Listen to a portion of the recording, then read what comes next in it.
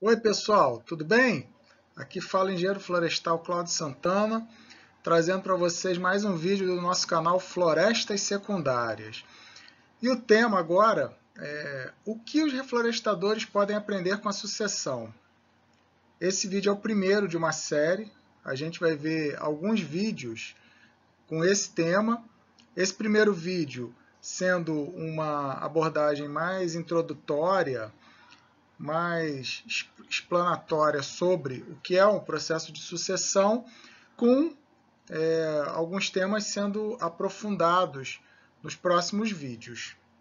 Então, seguindo aí rapidamente, a gente tem nesse vídeo então um prólogo. O que é a sucessão ecológica? Bem, segundo Odum, autor que quase todo mundo que estudou ecologia conhece, a sucessão ecológica é um processo ordenado de desenvolvimento da comunidade, que envolve alterações na estrutura específica e nos processos da comunidade com o tempo, razoavelmente dirigido e previsível. A gente vai ver mais adiante, em outros vídeos, que não é bem assim. Não é um processo tão dirigido e nem tão previsível. Mas vamos lá. Modificação controlada pela comunidade do ambiente físico, que culmina num ecossistema estabilizado no qual são mantidas, por unidade de espaço, energia disponível, a máxima biomassa e a simbiose entre os organismos. Trocando em miúdos, a sucessão de diversos grupos de animais, vegetais, micro-organismos num determinado local que, por algum motivo, sofreu a remoção da sua cobertura vegetal, das suas comunidades, e que vai recompor essa cobertura. E à medida em que chegam novos organismos, vai aumentando a complexidade da vida nesse local, a gente vai tendo alterações profundas que chegam a alterar o próprio ambiente físico.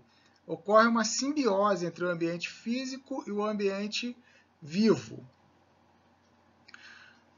A sucessão, na verdade, ela pode ocorrer de duas maneiras. A sucessão primária, que vai ocorrer em substratos recém-formados ou estéreis. Por exemplo, a rocha viva, como a gente pode observar aqui, uma figueira brava crescendo em cima de uma rocha sem qualquer resquício de solo, provavelmente aproveitando uma rachadura, uma fenda na rocha. E a sucessão secundária, que é o processo que vai ocorrer num terreno que já possuiu vegetação, mas que por alguma razão, ação humana, um deslizamento, um furacão, um incêndio, perdeu a sua cobertura florestal original. Porém, manteve meios de recomposição em variadas escalas conforme o grau do dano sofrido, o grau do dano ocorrido. Então, só recapitulando, sucessão primária, onde não havia nada anteriormente, e sucessão secundária, onde já houve uma comunidade vegetal. Um exemplo aqui de processo de sucessão secundária, deslizamento ocorrido virada do ano no Vidigal, Morro do Vidigal, na cidade do Rio de Janeiro, e onde já no mês de março a gente observava a área sendo recomposta naturalmente, estava sendo conduzido, foi realizado aqui um processo de revegetação artificial, um plantio de mudas feito pela Prefeitura do Rio, porém, no projeto se pensou, se aproveitou a própria regeneração que já vinha ocorrendo no local, que era uma regeneração basicamente de trema micrantha. Como a gente viu no slide anterior, essa espécie é bastante comum em área tropical, na verdade na área de neotrópico, na área da América tropical, e costuma estar associada a cicatrizes de deslizamento. E só uma rápida lembrança de como é que funciona esse processo de sucessão. Quem tem acompanhado os vídeos do canal já viu essa figura em algum momento, e é mais ou menos como funciona então essa coisa da sucessão, o aumento da complexidade da comunidade. No início, após o terreno ser limpo, o terreno ter sido desprovido da sua cobertura vegetal por algum tipo de ação, você vai ter um início com espécies de baixo porte, extremamente rústicas, adaptadas a áreas abertas. Algumas famílias que são muito associadas a esse momento da sucessão: Solanácea, Asterácea, antiga composta, Poácea, antiga gramínea, que vai sendo seguida posteriormente por outras famílias. A família Melastomatácea, das quaresmeiras, começam a assumir importância mais adiante as leguminosas, as fabáceas, os angicos, o apuruvus, a canafístula. Mais adiante vão surgindo outras famílias, a Lecitidácea, que é uma família bem associada aos estágios finais, família do Jequitibá rosa, as canelas, entram no sistema pteridófitas, as samambaias, bromélias, orquídeas, plantas de subbosque. A floresta vai começando a sair de uma dimensão, 2 dimensões, entra em 3 dimensões. Começam a se estabelecer andares na floresta, que são chamados estratos. Então, aumento da complexidade, variação nas formas de vida. Isso vale para vegetais, vale para animais. Por exemplo, a gente pega a sucessão associada com a avifauna.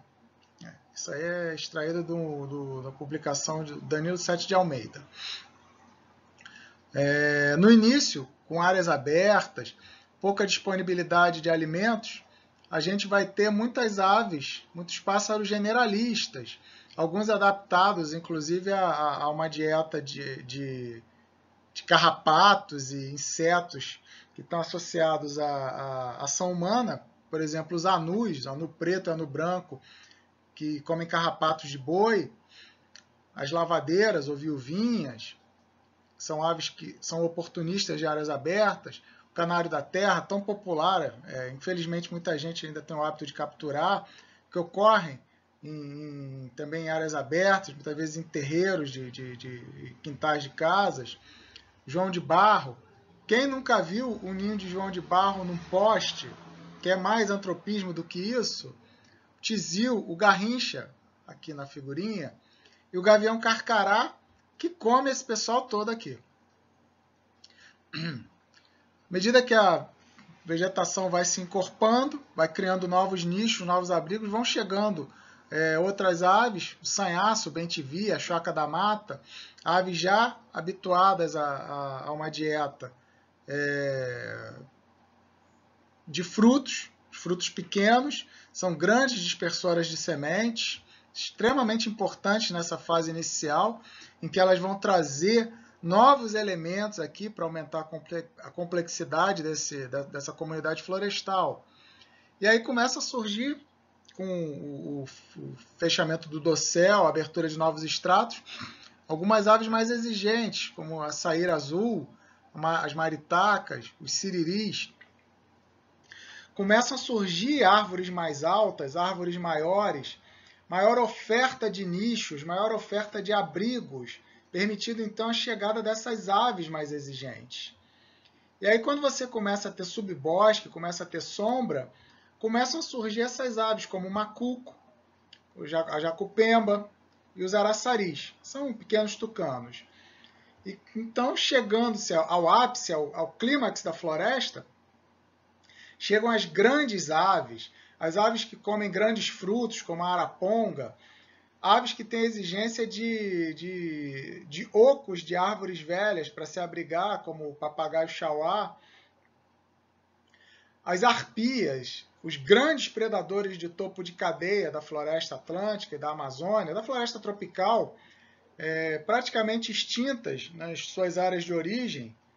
É uma festa, é uma alegria quando se verifica a reprodução de uma arpia, tanto em cativeiro quanto na floresta nativa.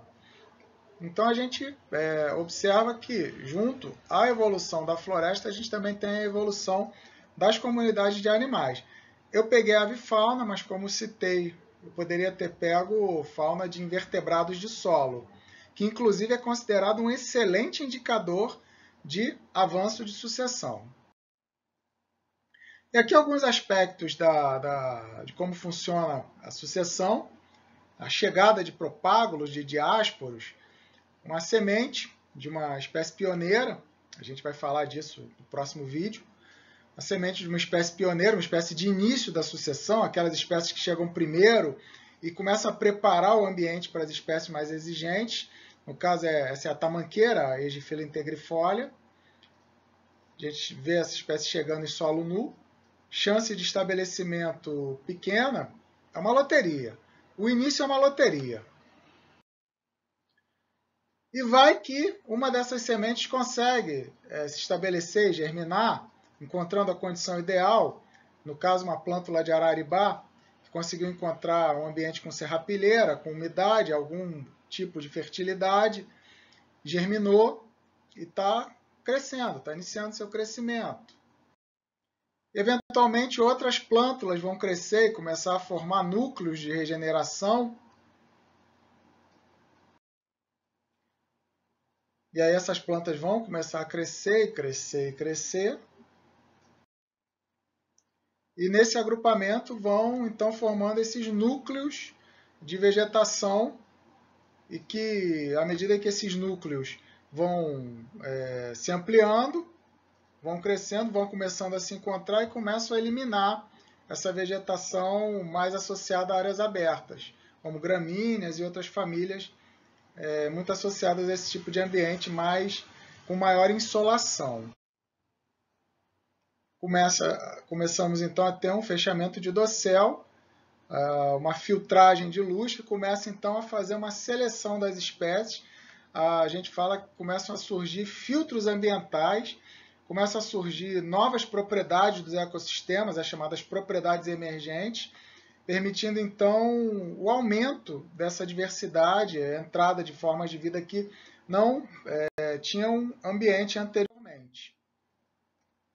E só para a gente ter uma pequena noção, assim, de como se funciona espacialmente, isso aqui é a colônia Juliano Moreira, Jacarepaguá, onde a gente vai observar essa paisagem aqui. Esse aqui é o Morro Dois Irmãos, mas não é o Morro Dois Irmãos da Zona Sul. Esse é o Morro Dois Irmãos da Zona Oeste, Jacarepaguá. Pois bem, observaram? Lá atrás, a gente tem uma área de remanescente florestal. Uma área de floresta secundária, porém, com uma certa diversidade, quando a gente considera esse ambiente circunjacente, esse ambiente do entorno. Essa é a área de maior diversidade e capaz de servir como banco de sementes para ocupar as áreas do entorno, que é uma coisa que já está acontecendo aqui, como a gente observa, uma série de plantas de regeneração natural, algumas oriundas de sementes vindas dessa floresta, outras oriundas de sementes trazidas pelo vento de outros lugares, ou até mesmo sementes que já estavam presentes no solo antes da perda das árvores que existiam aí anteriormente. E o campo aberto. A tendência é que essa vegetação avance sobre campo aberto.